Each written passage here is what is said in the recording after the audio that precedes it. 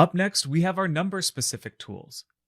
So let's get back to that Transform tab in the query editor, and assuming we have a numerical column selected, you'll see a group of number-specific tools that are active that'll look something like this. And the first option within those number tools are the statistics functions. And these are aggregators, like sum, min, max, median, average, standard deviation, count, and count distinct. Now, you may be wondering, if you have a whole column selected and you apply an aggregation function that's designed to return a single value, how does that work? What happens? And I'll show you exactly how this works as soon as we jump into Power BI, but the answer is that these all return one value, meaning a single value. So the entire table gets replaced with that one single value. And as a result, you don't really use these statistics functions within the query editor as a means of transforming or preparing a table, but rather as a way to explore it and maybe get some information about it. So things like the count of products, the maximum costs, the median age, questions like that. Now, at this point, you also might be thinking, hey, can't we use the column profile tools for this? And the answer is absolutely.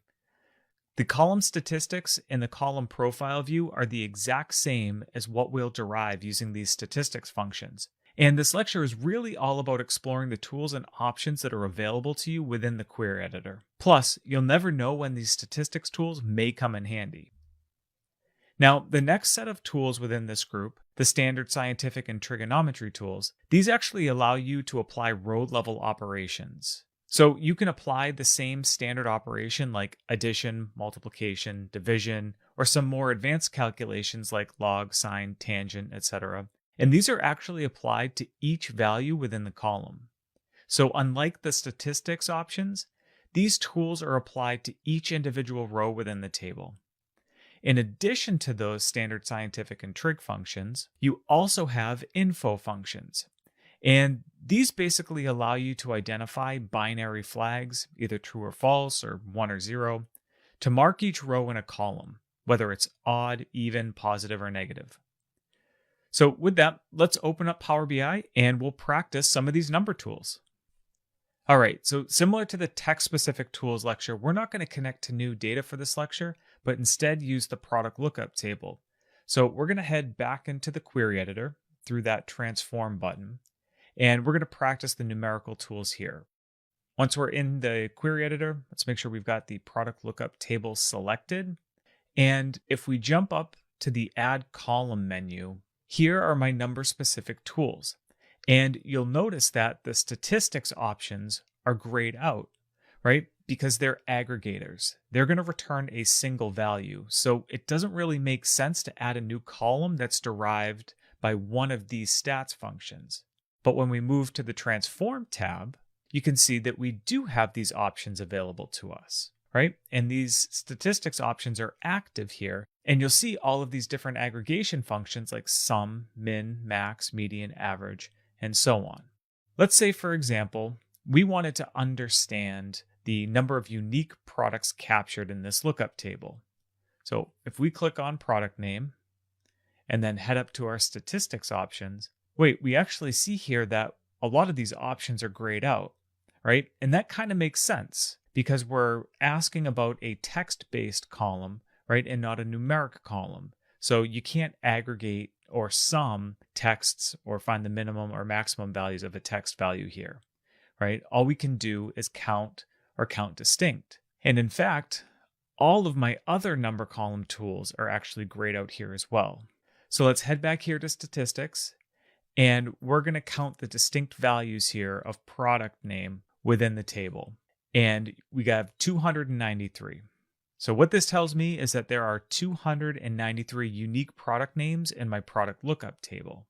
And like I had mentioned, as you can see, it's pretty obvious that this isn't a means of transforming or preparing data to then load it into Power BI. It's really better suited for exploratory analysis. So almost every time you use these stats functions, what you're going to want to do is delete this last applied step that's created to return that full table.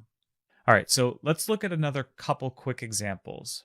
I'm going to scroll all the way over to the right and check out our product price column. And now in this case, I'm curious, like, what's our average product price in the AdventureWorks data set? Right, so I can click on product price here. We'll go back to transform, and I can come back to my statistics tools and click on average, right? And we see here we get $714.43 and then a big remainder here. This is kind of alarming, right? It feels pretty high. So if we close back out, you can actually see here for our product names, right? We've got these different road frames, medium, large, all this stuff. So remember, this is a bike company. And so we probably sell a lot of higher end bike equipment. And you can see here in the product price column, you've got some values here around $12,000, $13,000. Keep scrolling, we go up a little bit higher to, $3,500. So now I'm curious, can we use another statistics function to answer this question a little bit more precisely, right? What is our highest priced item within the data set here? So what we can do is, again, we'll go back to this product price column, transform, statistics, and let's find the maximum value, right? And it's exactly what we just saw there. So a little over $3,500 here. Pretty expensive item here within the data set. And then we can click back on our X to clear this out. All right, so it's pretty easy to use these tools to explore some of the columns within your data set. So let's test out a couple more of these tools here. And we're going to scroll back over to the product price and cost columns here. And because we've already updated these data types to a fixed decimal number, let's do a little test here. Let's say we had left this as a decimal number, right? We hadn't updated this change to currency step here, right? One of the things that we can do here is we can use the rounding tools from the transform menu, and we can either round up, down, or we can specify the number of digits to round to using that third option. So let's say we want to round this to 2 decimal places, right? And we generate this round off function. And you can see here that we've rounded these off to 2 significant decimal places. But maybe that doesn't make sense for our use case. Maybe we want to keep the data type set to currency. So let's delete that last applied step. We'll delete the change type step there as well. And now we're back here to our currency data type. One of the last things that I want to show you here is I want to do a demonstration of the standard operations. So what I would like to do is not transform the column, but we're going to keep product price selected, and we want to add a new column that's based off of product price, right? And we're going to do that using one of these standard operators. And what we're going to do in this example is we're going to multiply our product price by 0.09. All right, I basically want to return 90% of the product price column for each row within the table.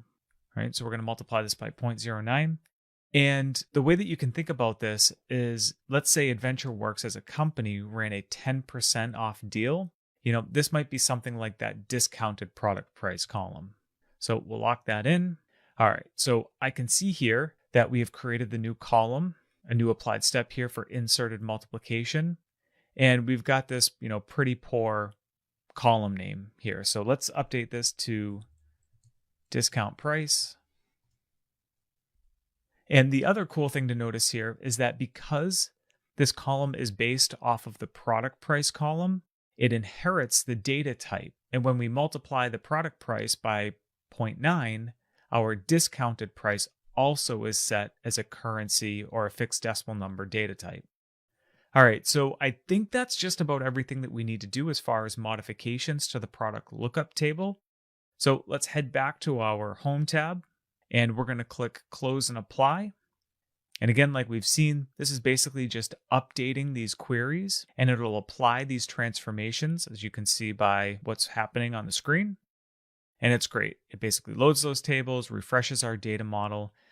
So if I zoom in here and I look at our product lookup table, you can see at the top here, we have our new discount price column that we had created, right? So that has been added into our data model. All right, so there you have it. That's your crash course in query editing number tools.